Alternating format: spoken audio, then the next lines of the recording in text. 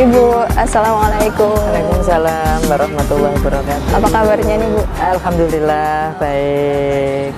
Bu, langsung aja tanya-tanya ya Bu ya. Iya, iya. Seputar manusia dengan karakter yang Islami itu yang seperti apa sih Bu? Manusia yang berkarakter Islam itu artinya dia itu dari sisi kepribadian sampai nanti dalam bersikap dan berperilaku itu mencerminkan nilai-nilai ajaran Islam. Jadi dia masuk secara kafah gitu ya, dia mencerminkan Islam dari batinnya, pikirannya, perasaannya, hatinya, sampai dalam bersikap dan perilaku dalam seluruh aspek hidup dan kehidupan. Lalu apa pentingnya sih Bu dalam ketika manusia itu harus memiliki karakter Islam? Penting Mbak, karena misalnya kita untuk supaya hidup ini menjadi berguna, bermanfaat, damai gitu ya, tentram gitu ya, kemudian orang bisa saling satu sama lain saling bisa menghargai, kreatif, jadi dunia ini menjadi maju. Kemudian itu juga ditentukan oleh karakter orang Muslim, terutama ya, Muslim yang terutama di Indonesia ini adalah mayoritas beragama Islam. Itu kalau dia mencerminkan kepribadian atau karakter yang Islami. Jadi kalau misalnya tidak mencerminkan karakter yang Islami, maka ya negara ini ya seperti yang sekarang kita lihat kan, banyak orang yang korupsi, banyak misalnya nepotisme, banyak terjadi misalnya kriminalitas dan sebagainya. Itu karena tidak mencerminkan nilai-nilai yang Islami, artinya tidak diimplementasikan dalam hidup dan kehidupan. Jadi itu penting. Kalau menurut Ibu nih, menurut pandangan Ibu tentang Indonesia saat ini, orang-orangnya bagaimana Bu? Apakah mayoritas sudah mencerminkan karakter manusia Islami atau masih belum? Ada yang harus diperbaiki. Ya, kalau misalnya dilihat dari formal pengakuan misalnya ya, itu mayoritas Indonesia kan beragama Islam, dan mungkin juga untuk sekarang sudah mencerminkan bahwa secara ibadah formal itu sudah banyak yang sudah sholat, kemudian menggunakan baju takwa gitu ya, kemudian buka busana muslimah gitu, cuman sampai pada taraf misalnya implementasi di dalam aspek-aspek hidup, dalam berpolitik, dalam berbangsa, di dalam berekonomi, di dalam berumah tangga, itu belum mencerminkan nilai-nilai apa yang sudah diibadahkan tadi, yang sudah dizakatkan, yang sudah dihajikan, itu belum tercermin dalam kehidupan sehari-hari. Itu yang kemudian masih ada kesenjangan antara apa yang ritual formal gitu ya, yang kognitif gitu juga, itu di dalam perilaku. Itu yang masih terjadi kesenjangan. Contohnya seperti apa Bu yang belum mencerminkan karakter Islam yang terjadi di Indonesia itu? Ya contohnya kan kalau misalnya kita contohkan kasus korupsi itu kan menggeriskan Mbak. Misalnya coba bayangkan koruptor itu yang disiarkan di televisi itu nama-namanya Muslim loh. Ya toh, namanya misalnya ya kan kayak Nazarudin Padin, misalnya kayak Ahmad Fatona itu, kemudian siapa lagi ya? Saya kira banyak sekali nama-namanya itu pakai nama-nama Islam gitu ya. Bahkan mereka ini tokoh-tokoh agama ya, tokoh-tokoh partai-partai politik, tokoh-tokoh masyarakat gitu. Dan mereka itu haji dan mereka juga berkhutbah gitu ya. Tetapi kenyataannya kan dalam kehidupan sehari-hari, dalam berbangsa, bernegara, dalam berpolitik, dalam ini mereka masih melakukan hal-hal yang mungkar. Padahal kan di dalam Al-Quran itu kan jelas, inna sholata tanhanil fahsya'i wal mungkar. Di sholat itu dapat mencegah perbuatan keji dan mungkar. Jadi kalau misalnya orang banyak yang sudah syahadat, sudah misalnya sholat, sudah zakat, sudah puasa, sudah haji, sebagai kesempurnaan Islam itu kan haji. Tetapi prakteknya di dalam kehidupan orang masih melakukan banyak kemaksiatan, justru tidak hanya sekedar kemaksiatan biasa ya, tetapi yang menghancurkan bangsa dan negara. Contohnya seperti korupsi itu saat ini. Kalau itu tadi kan sudah ada ayat yang mengatakan sholat itu sebenarnya dapat mencegah kemungkaran, termasuk juga hal maksiat itu ya Bu ya. Nah, cara-cara mungkin kalau para koruptor itu mereka juga sholat, tapi kok ternyata masih melakukan hal seperti itu. Nah, itu sebenarnya yang harus dilakukan agar bisa tercegah hal-hal tersebut tuh apa saja sih? Ini juga terkait dengan Mbak, pola pendidikan agama di Indonesia. Ya termasuk ya kita kritisi juga karena kita hidup di dunia pendidikan gitu ya. Cara pendidikan apa itu terhadap agama Islam gitu ya, terhadap anak, terhadap santri, terhadap mahasiswa, terhadap murid itu masih baru berhenti pada ibadah formal. Jadi diajarin wudhu, diajarin mandi, diajarin misalnya apa itu ke kamar mandi istinja gitu ya, buang ini keluar masuk kamar mandi, adabnya kayak apa, diajarin sholat, dari sholat wajib, sholat sunnah, macam-macam, tetapi masih pada sampai hanya batas ibadah formal. Tetapi itu mestinya itu adalah menjadikan spirit untuk kemudian anak-anak dilatih bagaimana dia itu sujud dalam kehidupan, apa itu rukuk dalam kehidupan, salam, menebar salam dalam kehidupan, dalam seluruh aspek. Itu yang belum banyak dilakukan oleh para pendidik. Itu. Jadi kalau kita mau merubah bagaimana bangsa ini menggunakan nilai-nilai Islam, terutama dimulai dari nanti ya ada rukun iman yang 6, rukun Islam yang 5, itu tercermin menjadi akhlak yang bagus, ihsan. Ihsan itu kan perbuatan-perbuatan sikap perilaku yang bagus. Nah, itu harus penataan terhadap pendidikan di dalam agama Islam gitu. Nah, itu ya, itu mungkin pendidikan karakter berbasis nilai-nilai ajaran agama Islam. Yang pokok tadi lah minimal rukun iman dan rukun Islam. Itu harus dibenahi gitu. Berarti itu tuh kalau yang kita rasakan saat ini tuh hanya yang pada batas formalnya. Iya, formalnya. Iya, betul. Jadi orang sering juga ya, misalnya dalam orang memaknai saleh. Saleh itu masih dimaknai hanya sekedar ketika dia sudah bisa sholat, kemudian dia sudah bisa ngaji, baca Quran dengan fasih. Tapi belum fasih di dalam mengamalkan ajaran yang ada di dalam ayat. Baru fasih dalam bacaannya dengan makrotnya. Itu yang banyak orang dilatihkan di TPA, di mana-mana, di jamaah-jamaah, misalnya pengajian apa itu Al-Quran tafsir, itu kan baru fasih di lidah. Gitu. Mestinya itu harus fasih di hati, fasih di emosi, fasih di sikap, fasih di perilaku, fasih dalam dataran ekonomi, fasih dalam dataran politik, fasih dalam keluarga, fasih di mana-mana, gitu loh. Itu semacam itu yang belum. Berarti penting sekali yang dalam pendidikannya itu ya Bu ya, iya, untuk menanamkan karakter Islam. Iya, betul. Nah, cara-caranya itu Bu mungkin saat ini mungkin diajarkan dalam PAUD atau anak-anak itu penting nggak sih Bu? Oh ya, sangat penting. Justru yang pertama kan di nilai-nilai itu ditanamkan di dalam rumah tangga oleh orang tuanya. Nah, dengan demikian gitu ya, orang tua ini perlu mendapatkan pemaknaan yang baru terhadap ajaran Islam. Tidak hanya berhenti pada nilai-nilai yang sifatnya itu ritual formal, tetapi itu harus sampel implementasi gitu ya, itu harus di training malah orang tua. Maka kemudian tadi interpretasi terhadap ajaran Islam itu penting. Kemudian misalnya tadi karena dia kemudian masuk di PAUD gitu ya, di TPA tempat pendidikan Al-Quran atau di tempat pengajian-pengajian kayak gitu, kemudian taman kanak-kanak di SD. Nah, ini juga kan mereka juga sangat ditentukan oleh para guru, para ustadz-ustadzah gitu ya, para ulama, para kiai. Mereka juga harus melakukan, para guru terutama yang formal itu mereka juga di training gitu terhadap apa itu nilai-nilai baru terhadap ajaran Islam yang implementatif di dalam sikap perilaku dalam seluruh aspek hidup dan kehidupan.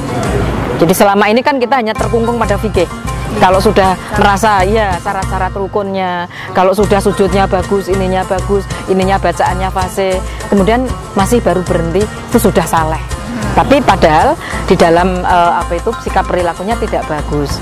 Misalnya dalam surat yang sangat menggiriskan sebetulnya ya, yang kita baca itu kalau sholat misalnya aro'aital ladzi yukadzibu biddin gitu ya, tahukah kamu orang yang mendustakan agama gitu kan. Mereka itu dikatakan fadil apa itu fadzalikal ladzi yatu'ul yatim, karena mereka apa tidak menghiraukan, dalam arti mengabaikan terhadap yatim, anak yang piatu, anak yang miskin. Itu mereka tidak punya kepedulian sosial. Itu diancam fawailul lil musallin gitu kan, neraka wel bagi orang yang sholat. Meskipun dia sholat secara formal, fasih bacaannya, gerakannya bagus, tetapi dia melalaikan terhadap tadi ya tanggung jawab sosial, anak yang miskin, anak yang yatim, anak yang dia kurang pendidikan, anak yang kurang makan, itu diabaikan, itu jaminannya neraka wel gitu. Itu contoh. Sekalipun dia sholat. Iya, sekalipun dia sholat gitu. Maka tadi itu harus ada reinterpretasi ulang kemudian itu jangan hanya fikih tetapi ilmu hikmah, kemudian misalnya ya tazkiyatun nafas, kemudian apa itu akhlak, itu harus ini ihsan gitu ya, itu harus betul-betul itu dikaitkan yang secara erat, kemudian itu tidak terpisah mengajarkannya. Jadi ketika mengajarkan apa itu misalnya ibadah, misalnya khususnya dalam hal ini yang kita harapkan kan sholat gitu ya, karena itu tiang agama gitu.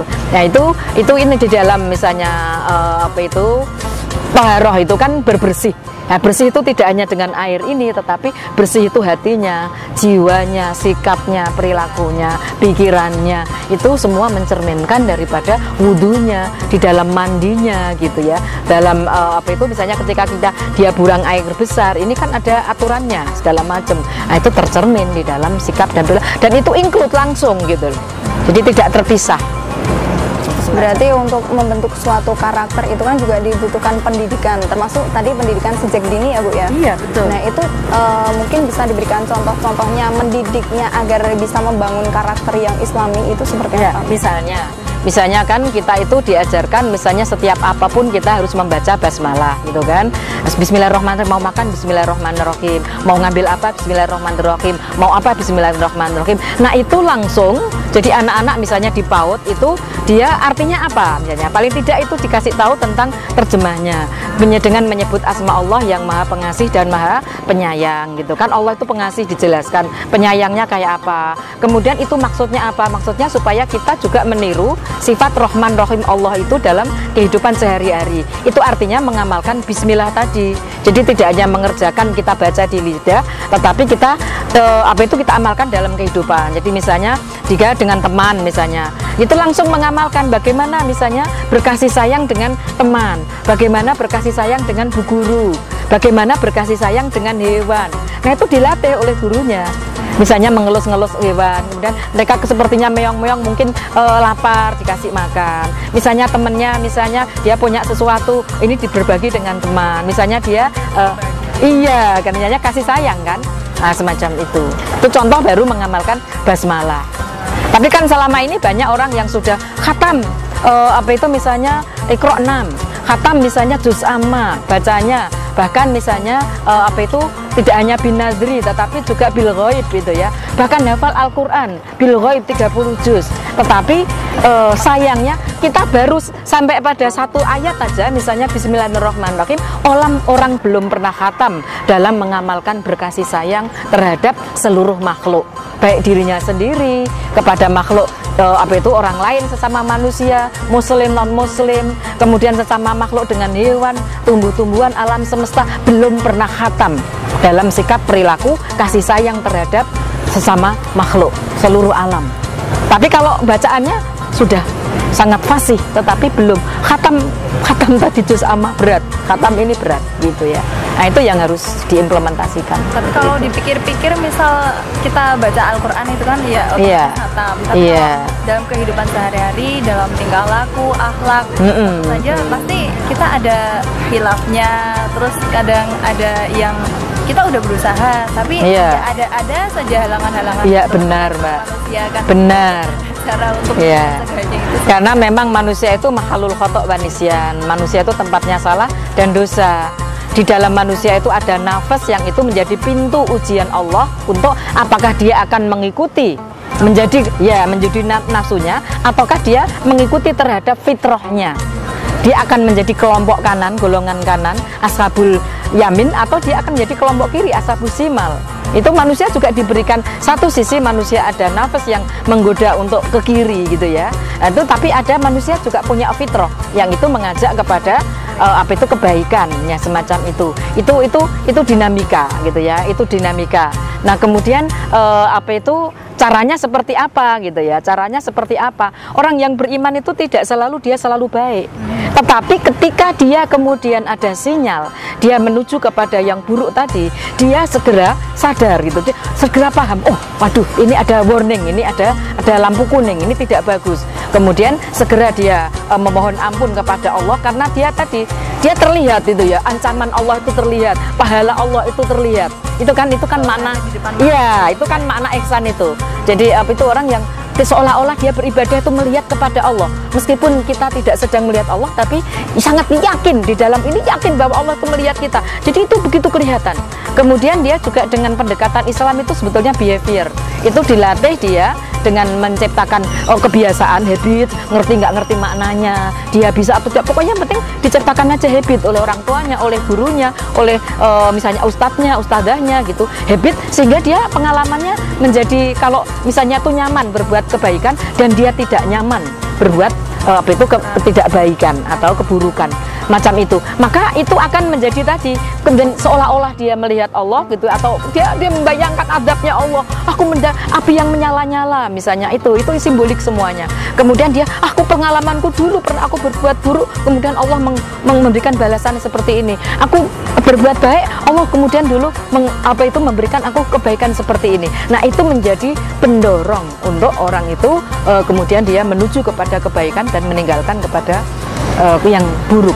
Berarti salah satu caranya itu adalah menjaga kebiasaan itu, habit itu. Iya, habit itu penting. Sebetulnya dalam sholat, misalnya puasa, zakat, itu kan kita lebih banyak menciptakan habit yang baik, gitu ya. Apalagi dengan dukungan sosial, kalau seperti sholat berjamaah itu kan dukungan sosial luar biasa. Puasa itu dukungan sosial orang seluruh dunia, gitu ya, supaya kita bisa menuju kepada kebaikan tadi, memilih bisikan fitrah, dan kita meninggalkan bisikan setan atau nafsu semacam itu. Kalau untuk manfaatnya sendiri apa sih Bu, manfaat kita memiliki karakter yang Islami itu? Manfaatnya jelas Mbak, manfaatnya itu untuk diri sendiri juga untuk di luar daripada diri kita. Kalau untuk diri sendiri sebetulnya ketika kita mendengarkan suara fitrah, itu akan memunculkan suara hati yang dia taslim, yang damai, yang tenang, yang enak, dan kemudian dia bahagia karena dia berada dalam kebenaran yang hakiki gitu ya. Iya, yang hakiki. Jadi itu kalau misalnya kita buahnya ya, kita lalu dengan siapapun kita bisa tersenyum enak. Kenapa? Karena kita tidak melakukan kesalahan. Kalau misalnya suatu ketika kita berniat menjadi pemimpin, kita tidak pernah memberi peluang orang lain untuk menggoyang kita. Karena apa? Kesalahan yang kita lakukan sendiri. Ya, itu kalau kita selalu benar kan? Gitu loh, kita berusaha di dalam kebenaran. Tapi beda dengan orang yang dia banyak borok. Gitu. Ketika dia dulu mungkin banyak melakukan kejahatan, kemungkaran gitu ya. Nah, ketika dia kemudian mau menjabat, pingin jadi DPR, pingin jadi bupati, pingin ini, dia naik seperti itu. Wah, ini peluangnya banyak, oleh musuh-musuh mereka dibongkar ke ini. Betapa dia akan sangat cemas karena apa? Banyak borok yang saya tutupi. Banyak semacam itu. Kalau suatu ketika kamera Allah itu di mana-mana, multidimensi, gitu dah. Kalau kamera itu kemudian itu dibongkar oleh Allah Taala, gitu kan, betapa itu sangat memalukan. Maka itu akan menjatuhkan manusia untuk meraih dia peringkat kepada kejayaan yang sebenarnya, baik di hadapan manusia sama pun di hadapan Allah. Jadi orang yang beruntung itu adalah orang yang senantiasa kita di jalan yang benar, berusaha selalu benar. Jadi orang yang beriman itu ya dia bukan lalu tidak pernah buruk gitu ya. Mau buruk itu kemudian dia sudah ada sinyal tadi, segera dia kembali. Ada sinyal, segera dia kembali. Gitu. Semacam itu. Berarti memang harus benar-benar banyak-banyak beribadah juga untuk agar bisa mengingatkan diri sendiri. Ya, itu ininya, setrumnya itu pada ibadah yang formal kan. Seperti HP kita kalau sudah ini kan kita charge gitu ya, supaya dia ini itu mengingat kembali, kita merenung apa maknanya sujud, apa maknanya ruku.